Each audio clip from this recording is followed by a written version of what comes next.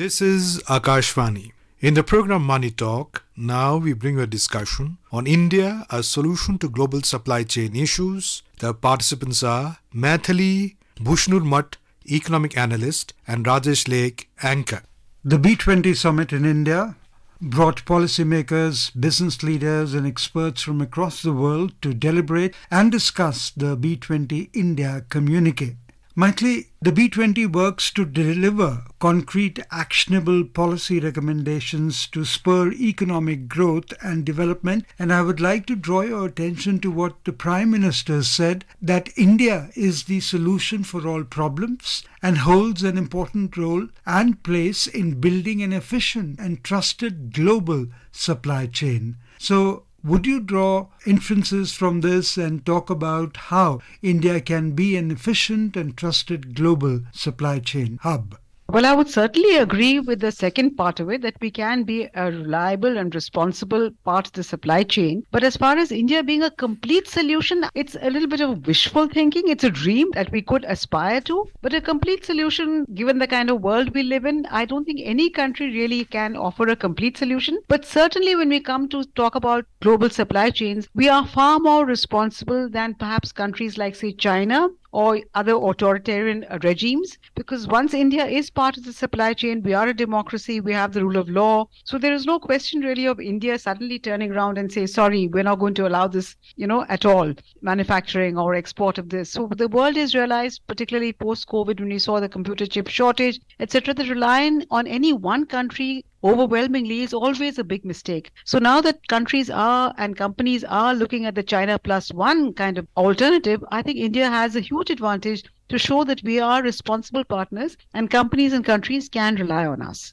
I think, Maithili, the Prime Minister was talking about when the world needed medicines during the COVID pandemic, India became the pharmacy of the world, and therefore his context about us being the global supply chain. And I think India did a very good job in being the pharmacy of the world. Oh, absolutely. We did a remarkable job. And though during COVID, the vaccine situation and India's ability to supply to many other countries, including, let me add, some developed countries which didn't have their own manufacturing facility, domestic manufacturing facility, we did a remarkable job. But while COVID brought that to the forefront, the fact is that India's pharma industry competes with perhaps the best in the world, as far as generics go particularly. So we are able to supply best top quality medicines and at a fraction of the price. Is an area where we have a huge advantage, just like IT and computer software, where we have already capitalized on that advantage. I think pharma is another sunrise sector where we can have huge advantages, provided we are able to get our, act together completely. We already are doing a great deal.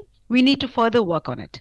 When it comes to supply chain, Maithili, I think to contain inflation, it is extremely important to have a robust supply chain in the country.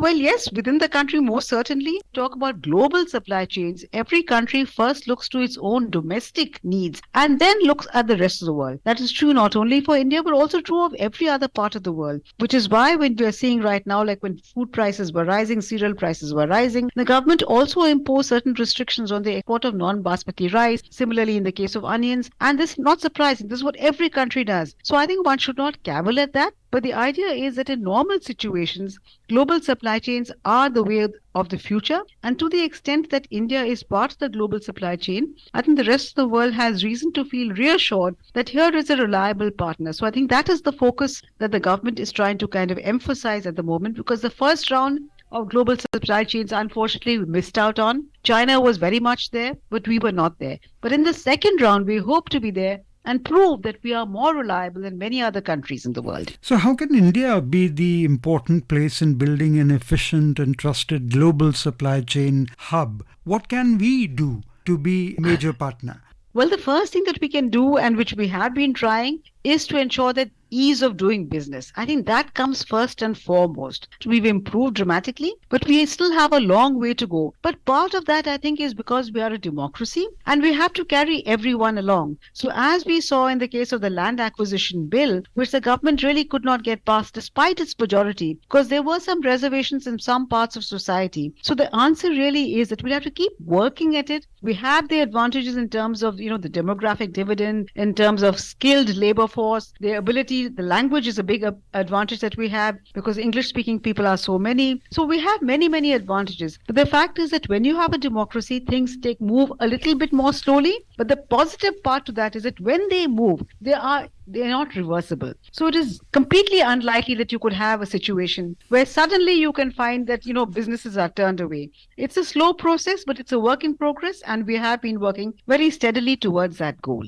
The theme of the 3-day B20 summit, responsible, accelerated, innovative, sustainable, and equitable business raise is something akin to what the Prime Minister mentioned, that things that need most of our investment is the mutual trust. So all these things put together work towards that mutual trust that the Prime Minister is talking about. And in light of that, I think the global supply chain also comes into focus because we're talking about mutual trust even in that. For example, if we were to talk about us being the pharmacy of the world trusted us with it. And therefore, it was extremely important that India rise up to the occasion and have that mutual trust with the rest of the world. And therefore, this 3-day theme fits in very well. Oh, well, yes, it does. But as you mentioned in the case of pharma, particularly in the case of pharma, because it involves life, a medicine can be life-saving or life-threatening. So precisely for that reason, while we are very proud of our pharma industry, so it's very important, I think, for us that our quality standards don't suffer at all. And when we supply not only to the rest of the world, but even to our own domestic audience, I think industry on its own must ensure that quality standards are always maintained and we do not cut corners, because at the end of the day, you need to have a long-term sustainable relationship. And as you mentioned, mutual trust is very important. It is very difficult to build up that trust, but it's very easy to lose it. So that's why I think we really need to focus on building that trust. And that is where the entire focus of, I think, the speech was also. And he also talked about inclusiveness along with innovation, which is also very important because unless you have inclusiveness, you will not have any equity in the world. The Prime Minister also talked about, he actually advocated a sustainable approach to business. And he said that the global businesses should understand that sustainability itself is an opportunity and a business model. What's your take on that?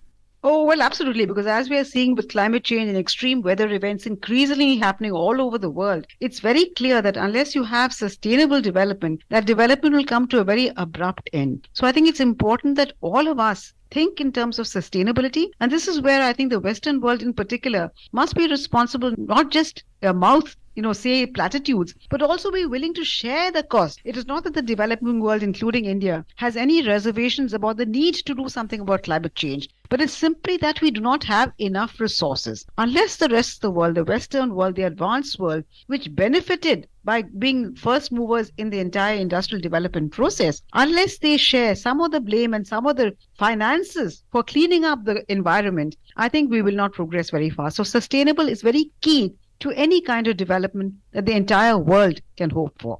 I'm also taking a cue from what the Prime Minister said about lifestyle and business become pro-planet. Problems are poised to decline if we have sustainable approach to business. Certainly, one must understand that the basic motivation for all businesses, particularly private businesses, is profit. But one must also understand that unless this profit goes hand in hand with responsible kind of profit making and sustainability, as we talked about earlier, that profit will not last for very long. So which is why businesses and societies must work hand in hand to ensure that whatever we do, it is with a long-term view and long-term progress and prosperity of everybody. Because unless your consumers prosper, businesses will not prosper. So it's a two-way relationship, not just one way. We talked about mutual trust a while back. Economic development of Africa was also defined as a focus area during the meeting. And India believes in the inclusive approach, as you very rightly pointed out, Maithili, a while back in the forum, and it had the direct impact on this group. As the Prime Minister said, the success of the decisions taken here will have a direct impact on dealing with global economic challenges and creating sustainable growth. So that mutual trust factor, while we're talking about inclusivity, also comes into play. Oh, absolutely. As I said, it's important, as we've seen in the recently concluded BRICS summit also. The idea is to bring in more countries onto the same platform so that together we can fight, especially many of the challenges that the world faces today are global challenges, the environment and climate change. specific one that all of us are facing. So unless you have mutual trust and mutual cooperation, increasingly what we are seeing is that out of the first round of globalization, we next had a round of deglobalization. And now there's again talk of re-globalization. Countries are realizing that we cannot survive as islands. We need to reach out, we need to have trust, and all be in this process together, including, as I said, the African countries who have so far not really got their due share. It is high time they also stepped onto the high table. What about the young talent that the PM talked about? He emphasized the attractiveness of partnership with India for the global business community, and he said that the Indian young talent pool and its digital revolution is something that can help other countries and deepen with India, and other countries can also prosper if they kind of have that mutual trust and partnership with the young talent pool and digital revolution that India enjoys. Well, undoubtedly, because we are at the cusp of the demographic dividend. It will not be with us indefinitely, because as we are seeing, fertility rates are falling, and rightly so. But this is the time when we are enjoying and could enjoy the benefits of that, provided we educate our youngsters and provided we skill them appropriately. So that really is the need of the hour. Capitalize on the demographic dividend that we have, and also the digitization of the economy that we've seen. It's a huge leap, really, as far as the future is concerned. So these are the two things that India can sell to the world. A huge talent pool of skilled people who are young and can contribute, and the enormous strides that digitization has made possible, and particularly as far as MSMEs and small traders. So that is the kind of advantage that India really has, and we can sell this to the rest of the world. The rest of the world can learn from us. So it is a case of win-win, with both sides contributing. We gain something from them, they gain something from us. Maithili, how would you elaborate on the statement of the Prime Minister where he said the future of global growth is dependent upon the future of business? How do you interpret this?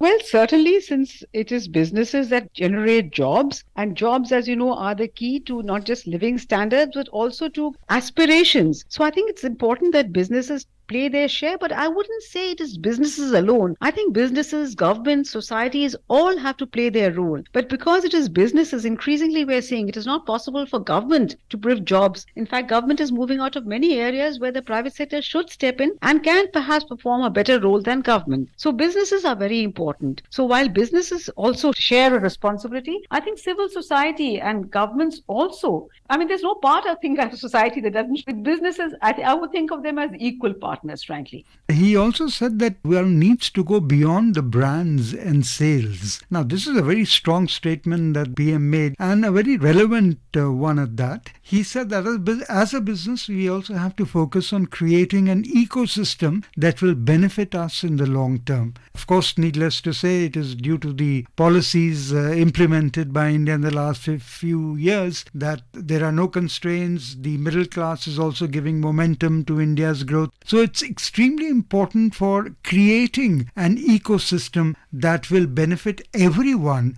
in the long term. What's your take? Oh, absolutely. I couldn't kind of deny the fact that, inclusiveness is very, very important. Equity, inclusiveness, carrying everybody along is really the key for any kind of long-term sustainability or economic growth. And as far as the issue of brands is concerned, I couldn't agree more. Simply as I gave you the example of generics in pharma, the branded medicines are so much more expensive, maybe 10, 15, or maybe even more expensive, 20 times the price of generic medicines. So brands alone are not the solution. We need to go beyond brands. And that is where I think the MSME sector, which contributes so much to our GDP and also to our jobs creation or employment opportunities, this is a sector that we really need to focus on and encourage, because they are going to be the backbone of our growth. Maithili, thank you so much for being with Akashvani and throwing light on many issues that were discussed at B20 Summit India 2023. Thank you very much. Thank you, Rajesh. You were listening to a discussion on India, a solution to global supply chain issues. The participants were Maithili Bushnurmat, economic analyst, and Rajesh Lake, anchor. This program was produced and presented by the News Services Division of Akashvani. You can listen to it on a mobile app, News on AIR. This program is also available on our YouTube channel, News on AIR Official. You may share your feedback about this program through email at airnsdtalks@gmail.com or WhatsApp on 9289094044.